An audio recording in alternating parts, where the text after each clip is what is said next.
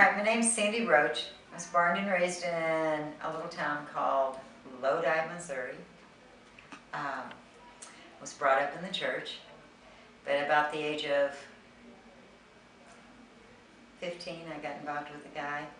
Ended up pregnant, then married him. Come to find out that he was an addict. And I left several times, went back, ended up pregnant again with my daughter. So I have a son and a daughter. And I left when she was about 18 months. No, I was 8 months pregnant with her when I left.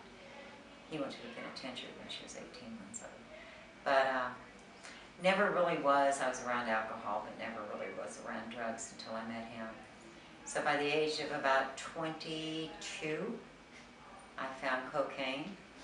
And from 22 to 41, off and on, I would get clean and sober, and I'd relapse.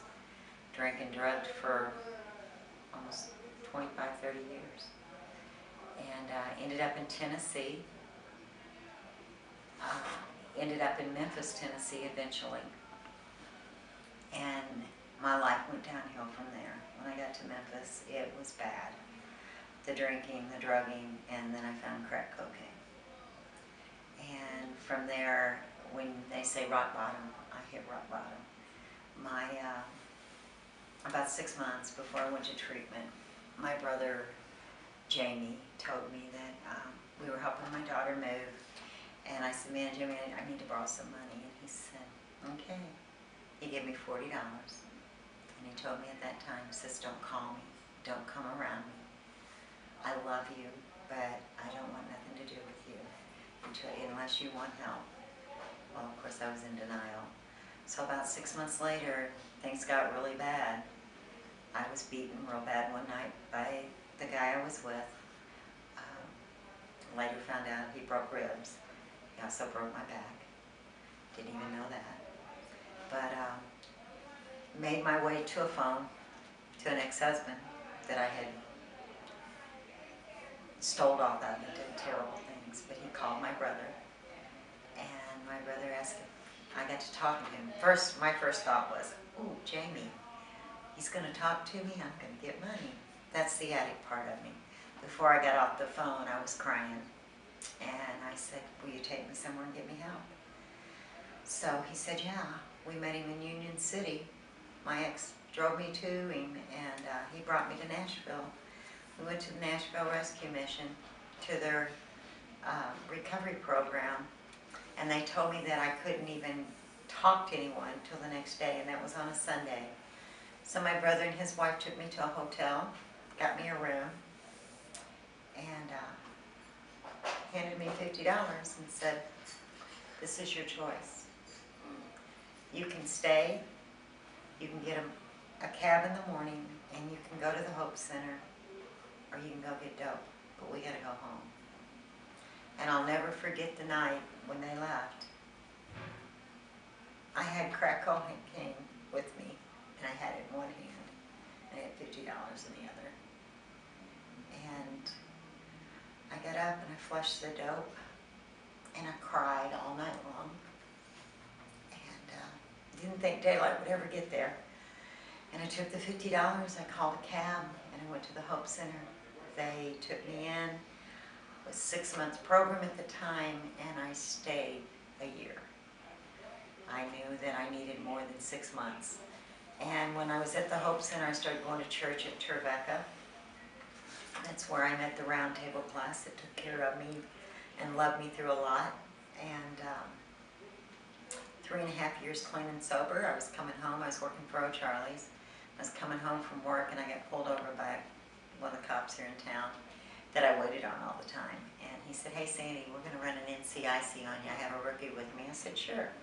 When I first came to the Hope Center, I had a 4-year diversion, and my probation officer was supposed to tell him where I was at and never did, so there was a KD sworn out on me. So he said, "I got to take you to jail." And it was crazy because he stopped me up on Murfreesboro Road, and I said, "I can't leave my car here." And I said, "Well, can I take it?" I was living at the Towers, and I said, "Can I take it to the Towers?" He said, yeah. He let me drive it, never turned the lights on, put me in the car, and when he got me to jail, he knew me. I used to wait on him, and he said, take care of her. Well, lo and behold, the next thing that happened was the judge was not happy with me in Henry County. He threw my papers at me, and he said, I'm going to make an example out of you. I did 2 months in the county jail, and I did 18 months in the state penitentiary. So the whole time I was in the penitentiary, though, my Sunday school class at church here at TCC paid my rent for me. So when I got out, I come straight home. They just believed in me that much. Went back to work at Charlie's, worked there for a long time. In 2007, I met a gentleman that works here, and we got married. And I've worked in New Life Lodge. I worked for them. Then I went to work for a place called Jana, which is a recovery place. Then I left, when I left there, I was working at Jana and for Tina Mitchell, that has, Pastor Tina Mitchell, she has restoration. And I helped her get the women's program started that she still has today.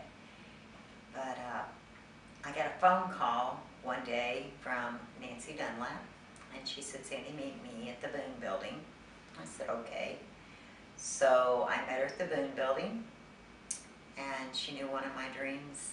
I always wanted to go back and finish school, and so Nancy, when I met her over there, she said, you're going back to school.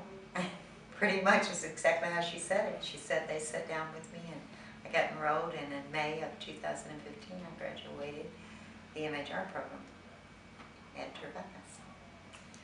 And now I work here as at the Towers as an activity coordinator. I do a lot of speaking, and I sponsor a lot of girls, a lot of ladies that's in recovery.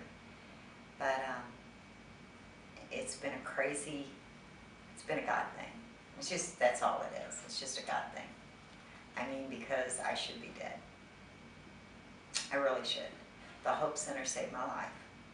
The mission taught me how to delete people from your life and put healthy in. And it's just an awesome program to go through. It really is.